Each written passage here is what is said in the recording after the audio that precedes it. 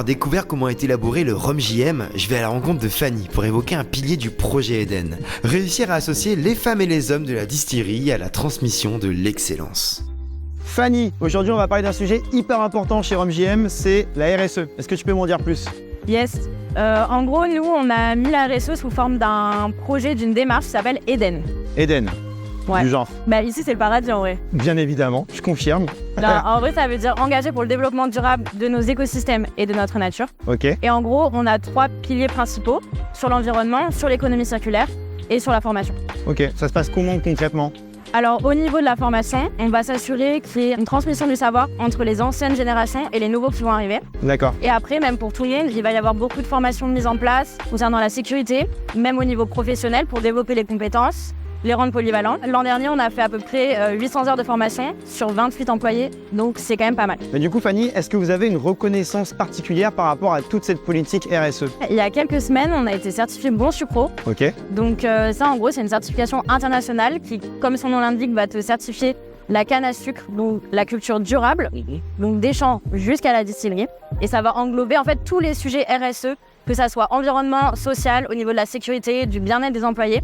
Et du coup, on est très fiers de l'avoir et ça récompense vraiment tout le travail de tous nos collaborateurs qu'on a mis en place depuis des années. mais est-ce que ça c'est un peu prestigieux? Est-ce que vous êtes nombreux à l'avoir? Je me rends pas du tout compte, je connais pas du tout. Non, en Martinique, on est les premiers, donc là, Ok. on est très fiers. Très cool. Aussi des Antilles françaises. Et c'est quelque chose qui est vraiment reconnu à l'international, donc c'est génial. Est-ce que je pourrais rencontrer 2-3 autres personnes qui me montrent un peu de ça ou qui me forment à quelque chose? Je sais pas, je suis très curieux aujourd'hui. Tu verras après Edmond et Yannick qui vont te former toi aussi au brûlage des fûts et à la réparation des tonneaux. Tu verras, c'est sympa. On va voir ça tout de suite.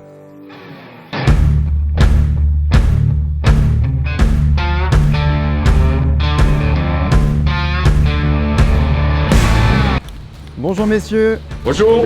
qu'est-ce qu'on fait par ici? Débrûlage de fût. Démontage de fût. Ok. T'as appris ça il y a pas longtemps Yannick? Ça fait 5 ans. 5 ans déjà? Ouais, c'est quoi? Ok. Et qu'est-ce qui t'a fait vouloir faire ce métier? La passion.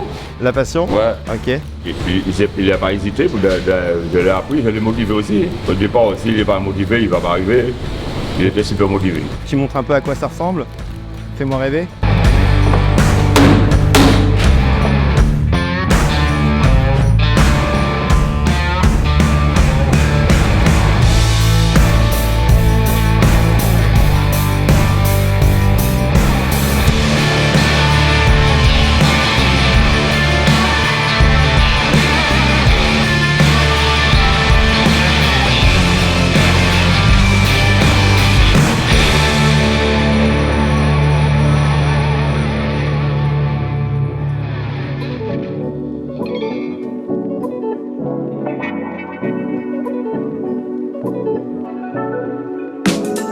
Je suis actuellement avec Joël. Joël, tu peux me dire comment ça se passe le recrutement chez Rhum JM? Et est-ce qu'il y a un lien par exemple avec le projet Eden par rapport à votre façon de recruter? Alors, nous sommes presque obligés pour recruter de parler de ça.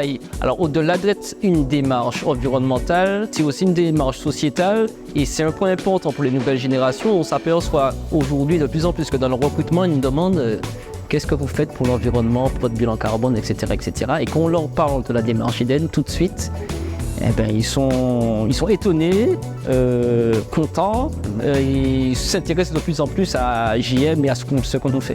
Ok. On parle de la parité homme-femme. Nous constatons qu'à JM, dans l'équipe d'encadrement, dans la production, à la boutique, au marketing, il y a quand même une majorité de femmes. Et une chose est certaine, il y a aussi beaucoup de jeunes qui sont bienvenus chez Rhum JM. Oui, effectivement, nous sommes très contents d'accueillir chaque année, durant la récolte, 4 à 5 stagiaires, Ok. d'écoles d'ingénieurs, en agriculture, même des BTS, etc., etc. En différents horizons. Différents horizons pour pouvoir leur apporter des connaissances et nos compétences. Eux qu'ils rentrent un peu dans le moule du travail et qu'ils nous apportent leur joie et leur bonne humeur. C'est très important. Joie et bonne humeur, c'est le plus important. C'est hein. essentiel. J'ai l'impression. Bon, merci Joël, c'était hyper intéressant.